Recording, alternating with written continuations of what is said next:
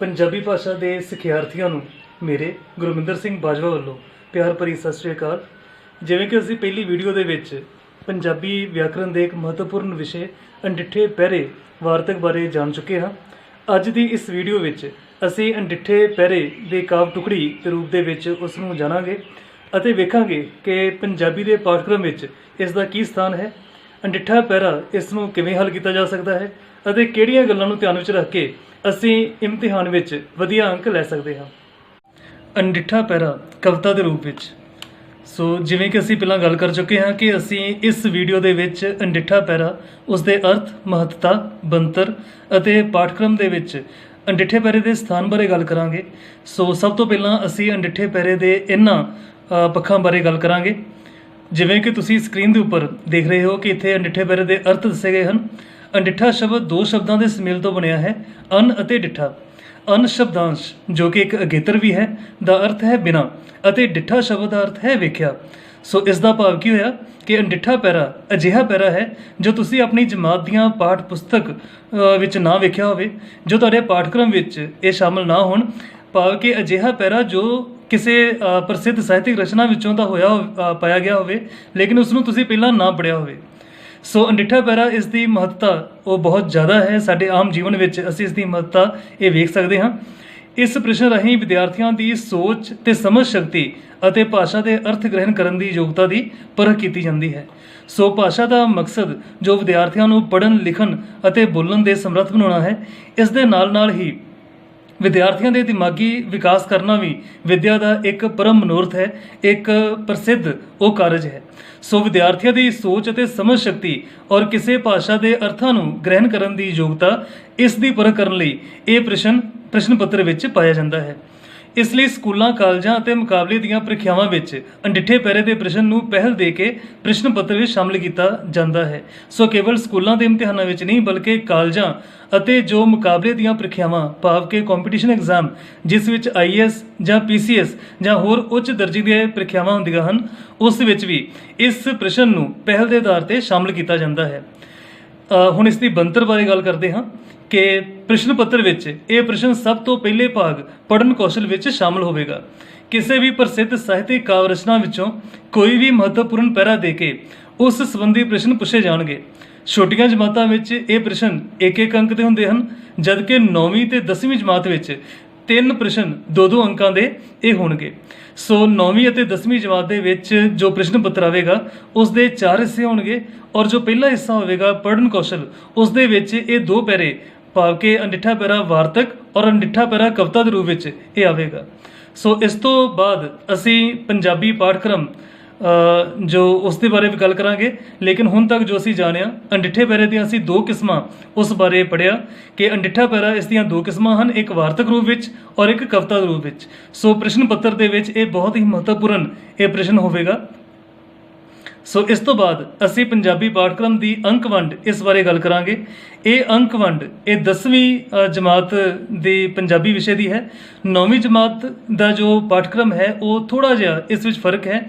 ਦੋਨੋਂ ਹੀ 9ਵੀਂ ਅਤੇ 10ਵੀਂ ਦੇ ਵਿੱਚ ਪਹਿਲਾ ਭਾਗ ਪੜ੍ਹਨ ਕੌਸ਼ਲ ਹੋਵੇਗਾ, ਜਿਸ ਵਿੱਚ ਵਾਰਤਕ ਅਤੇ ਕਾਵਿ ਟੁਕੜੀ ਦੇ ਰੂਪ ਵਿੱਚ ਅਣਡਿੱਠਾ ਪਹਿਰਾ ਸ਼ਾਮਲ ਕੀਤਾ ਜਾਵੇਗਾ। ਵਾਰਤਕ 9 ਨੰਬਰ ਦਾ ਅਣਡਿੱਠਾ ਪਹਿਰਾ ਹੋਵੇਗਾ, ਜਿਸ ਵਿੱਚ 4 ਪ੍ਰਸ਼ਨ 2-2 ਅੰਕਾਂ ਦੇ ਅਤੇ 1 ਪ੍ਰਸ਼ਨ ਸਿਰਲੇਖ ਨਾਲ ਸੰਬੰਧਿਤ ਹੋਵੇਗਾ। ਜਦਕਿ ਕਾਵਿ ਟੁਕੜੀ ਦੇ ਰੂਪ ਵਿੱਚ ਆਇਆ ਗਿਆ ਅਣਡਿੱਠਾ ਪਹਿਰਾ, ਇਸ ਦੇ 3 ਪ੍ਰਸ਼ਨ ਹੋਣਗੇ ਜੋ 2-2 ਅੰਕਾਂ ਦੇ ਹੋਣਗੇ। ਵਿਆਕਰਣ ਦੇ ਵਿੱਚ ਥੋੜ੍ਹੀ ਜਿਹੀ ਭਿੰਨਤਾ ਹੋਏਗੀ। 9ਵੀਂ ਦੇ ਵਿੱਚ 6 ਇਹ ਵਿਸ਼ੇ ਲਏ ਗਏ ਹਨ, ਲੇਕਿਨ 10ਵੀਂ ਦੇ ਵਿੱਚ ਵਿਆਕਰਣ ਵਿੱਚ 5 ਵਿਸ਼ੇ, ਸਮਾਸੀ, ਬਹੁਅਰਥਕ, ਕਿਰਿਆ ਵਿਸ਼ੇਸ਼ਣ, ਅਗੇਤਰ, ਪਿਛੇਤਰ ਜਾਂ ਮੁਹਾਵਰੇ ਇਹ ਲਏ ਗਏ ਹਨ।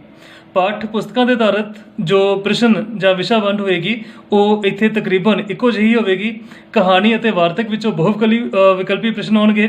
ਕਵਿਤਾ ਇਕਾਂਗੀ ਵਿੱਚੋਂ 1 ਅੰਕ ਵਾਲੇ 4 ਪ੍ਰਸ਼ਨ ਹੋਣਗੇ। ਕਹਾਣੀ ਅਤੇ ਜੀਵਨੀ ਵਿੱਚੋਂ 2-2 ਅੰਕਾਂ ਦੇ 3 ਪ੍ਰਸ਼ਨ ਹੋਣਗੇ। ਕਵਿਤਾ ਜਾਂ ਵਾਰਤਕ, ਇਹਨਾਂ ਦੋਨਾਂ ਵਿੱਚੋਂ ਕਿਸੇ ਇੱਕ ਵਿਸ਼ੇ ਸੰਬੰਧੀ ਪ੍ਰਸ਼ਨ ਉਹ ਹੱਲ ਕਰਨਾ ਹੋਵੇਗਾ ਜੋ 3 ਅੰਕ ਦਾ ਹੋਵੇਗਾ। ਔਰ ਇਕਾਂਗੀ ਵਿੱਚੋਂ ਵੀ ਚੋਣ ਆਧਾਰਿਤ, ਭਾਵ ਕਿ 2 ਪ੍ਰਸ਼ਨਾਂ ਵਿੱਚੋਂ 1 ਪ੍ਰਸ਼ਨ ਕਰਨਾ ਹੋਵੇਗਾ ਜੋ 3 ਅੰਕ ਦਾ ਹੋਵੇਗਾ। ਇਸੇ ਤਰ੍ਹਾਂ ਲਿਖਣ ਕੌਸ਼ਲ ਦੇ ਵਿੱਚ ਲੇਖ ਰਚਨਾ, ਵਿਚਾਰ ਪ੍ਰਦਾਨ ਤੇ ਆਮ ਵਿਸ਼ੇ 9ਵੀਂ 10ਵੀਂ ਜਮਾਤਾਂ ਵਾਸਤੇ ਇੱਕੋ ਜਿਹੇ ਹੋਣਗੇ। ਪੱਤਰ ਰਚਨਾ ਵਿੱਚ ਵੀ ਨਿੱਜੀ ਤੇ ਦਫ਼ਤਰੀ ਪੱਤਰ, ਇਹ ਦੋ ਤਰ੍ਹਾਂ ਦੇ ਤੁਹਾਨੂੰ ਪੱਤਰ ਹੋਣਗੇ ਜਿਹਦੇ ਵਿੱਚੋਂ ਇੱਕ ਕਰਨਾ ਹੋਏਗਾ। ਇਹ ਵੀ 9ਵੀਂ 10ਵੀਂ ਜਮਾਤ ਦੇ ਇਹ ਇੱਕੋ ਜਿਹੇ ਹਨ, ਲੇਕਿਨ 10ਵੀਂ ਵਿੱਚ ਇਸ਼ਤਿਹਾਰ ਜਾਂ ਤਸਵੀਰ ਵਰਣਨ, ਇਹ ਤੁਹਾਨੂੰ ਦੋ ਆਪਸ਼ਨਸ, ਇਹ ਦੋ ਤੁਹਾਨੂੰ ਚੋਣਾਂ ਦਿੱਤੀਆਂ ਜਾਣਗੀਆਂ, ਇਹਨਾਂ ਵਿੱਚੋਂ ਇੱਕ ਪ੍ਰਸ਼ਨ ਕਰਨਾ ਹੋਵੇਗਾ, ਜਦ ਕਿ 9ਵੀਂ ਵਿੱਚ ਤੁਹਾਨੂੰ ਕੇਵਲ ਤਸਵੀਰ ਵਰਣਨ ਹੀ ਪ੍ਰਸ਼ਨ ਆਵੇਗਾ। ਸੋ ਇਸ ਤੋਂ ਬਾਅਦ ਅਸੀਂ ਅਣਡਿੱਠਾ ਪੈਰਾ ਹੱਲ ਕਰਨ ਸਮੇਂ ਸਾਨੂੰ ਕਿਹੜੀਆਂ ਗੱਲਾਂ ਬਾਰੇ ਧਿਆਨ ਦੇਣਾ ਚਾਹੀਦਾ ਹੈ, ਇਸ ਬਾਰੇ ਚਰਚਾ ਕਰਾਂਗੇ।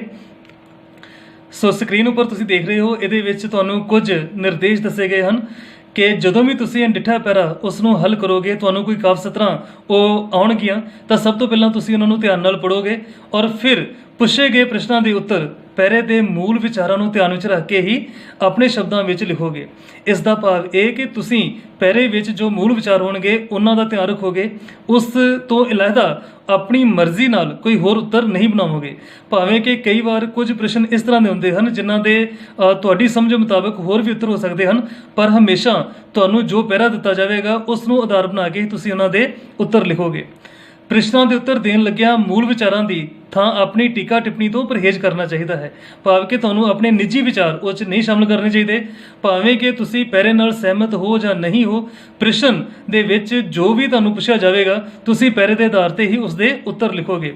ਅਗਰ ਤੁਸੀਂ ਪੈਰੇ ਵਿੱਚ ਆਏ ਵਿਚਾਰਾਂ ਨਾਲ ਸਹਿਮਤ ਨਹੀਂ ਤਾਂ ਤੁਸੀਂ ਆਪਣੀ ਨਿੱਜੀ ਰਾਏ ਉੱਥੇ ਨਹੀਂ ਲਿਖੋਗੇ, ਅਗਰ ਲਿਖੋਗੇ ਤਾਂ ਗਲਤ ਹੋਵੇਗਾ।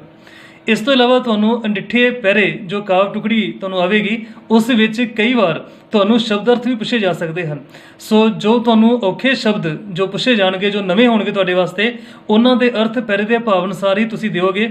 ਭਾਵ ਕਿ ਅਗਰ ਤੁਹਾਨੂੰ ਅਰਥ ਨਹੀਂ ਵੀ ਪਤਾ ਤਾਂ ਤੁਸੀਂ ਪੈਰੇ ਨੂੰ ਧਿਆਨ ਨਾਲ ਪੜ੍ਹਨਾ ਔਰ ਜੋ ਜਿਸ ਕੰਟੈਕਸਟ ਵਿੱਚ, ਜਿਸ ਸੰਦਰਭ ਦੇ ਵਿੱਚ ਜੋ ਸ਼ਬਦ ਤੁਹਾਨੂੰ ਜਿਨ੍ਹਾਂ ਦੇ ਅਰਥਾਂ ਬਾਰੇ ਪੁੱਛਿਆ ਜਾਵੇਗਾ ਉਹਨਾਂ ਦੇ ਭਾਵ ਤੁਸੀਂ ਪੈਰੇ ਦੇ ਅਨੁਸਾਰ ਹੀ ਉੱਥੇ ਲਿਖੋਗੇ। ਹੁਣ ਅਸੀਂ ਅਣਡਿੱਠੇ ਪੈਰੇ ਦਾ ਅਭਿਆਸ ਕਰਾਂਗੇ। ਸਕਰੀਨ ਉੱਪਰ ਤੁਸੀਂ ਕੁਝ ਕਾਵਿ ਸਤਰਾਂ ਇਹ ਦੇਖ ਰਹੇ ਹੋਵੋਗੇ। ਫਿਰ ਵੀ ਕੰਮ ਕਰਾਵਣ ਵਾਲੇ ਮਾਰ ਮਾਰ ਕੇ ਛਾਂਟਾਂ, ਮਾਸੂਮਾਂ ਦੇ ਪਿੰਡਿਆਂ ਉੱਤੇ ਚਾੜੀ ਜਾਣ ਸਲਾਂਟਾਂ। ਏਦਾਂ ਮਜ਼ਦੂਰਾਂ ਦੀ ਝਾਕੀ ਜਦ ਮੈਨੂੰ ਦਿਸ ਆਈ, ਨਾਲ ਪੀੜ ਦੇ ਦਲ ਵੱਲ ਹੋ ਕੇ ਰੂਹ ਮੇਰੀ ਕੁਰਲਾਈ। ਕੀ ਉਹ ਹੁਸਨ ਹੈ ਸੱਚਮੁੱਚ ਜਾਂ ਉਂਝੇ ਹੀ ਛਲਦਾ, ਲੱਖ ਗਰੀਬਾਂ ਮਜ਼ਦੂਰਾਂ ਦੇ ਹੰਝੂਆਂ ਤੇ ਜੋ ਪਲਦਾ। ਸੋ ਇਹ ਸਤਰਾਂ ਬਹੁਤ ਹੀ ਪ੍ਰਸਿੱਧ ਹਨ। ਪ੍ਰੋਫੈਸਰ ਮੋਹਨ ਸਿੰਘ ਦੀ ਲਿਖੀ ਗਈ ਪ੍ਰਸਿੱਧ ਕਵਿਤਾ ਤਾਜ ਮਹਿਲ ਉਸ 'ਚੋਂ ਲਈਆਂ ਗਈਆਂ ਹਨ। ਸੋ ਇਸ ਤਰ੍ਹਾਂ ਤੁਹਾਨੂੰ ਇਹ ਕਾਵਿ ਸਤਰਾਂ ਹੋਣਗੀਆਂ ਔਰ ਤੁਹਾਨੂੰ ਇਸ ਨਾਲ ਸੰਬੰਧਿਤ ਕੁਝ ਪ੍ਰਸ਼ਨ ਹੋਣਗੇ।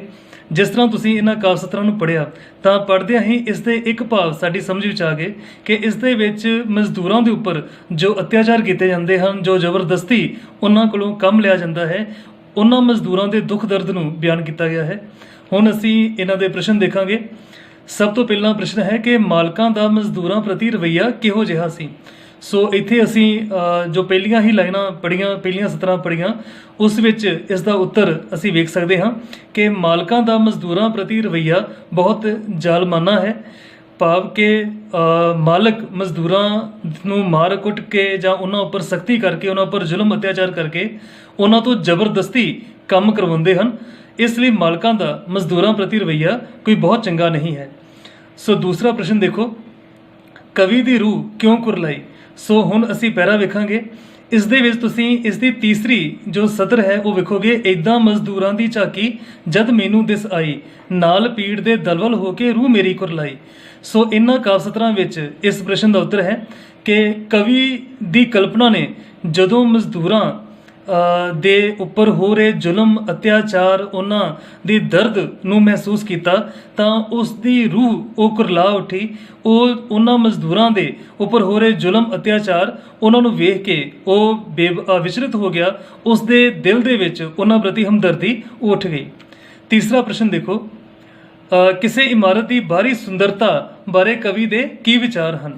ਸੋ ਇਸ ਪੂਰੀ ਸਤਰ ਦੇ ਵਿੱਚ ਕਵੀ ਨੇ ਆਪਣੇ ਵਿਚਾਰ ਦੱਸੇ ਹਨ ਕਿ ਜੋ ਕੀ ਉਹ ਹੁਸਨ ਹੈ ਸੱਚਮੁੱਚ ਜਾਂ ਉਂਝੇ ਹੀ ਛਲਦਾ, ਲੱਖ ਗਰੀਬਾਂ ਮਜ਼ਦੂਰਾਂ ਦੇ ਹੰਝੂਆਂ ਤੇ ਜੋ ਪਲਦਾ।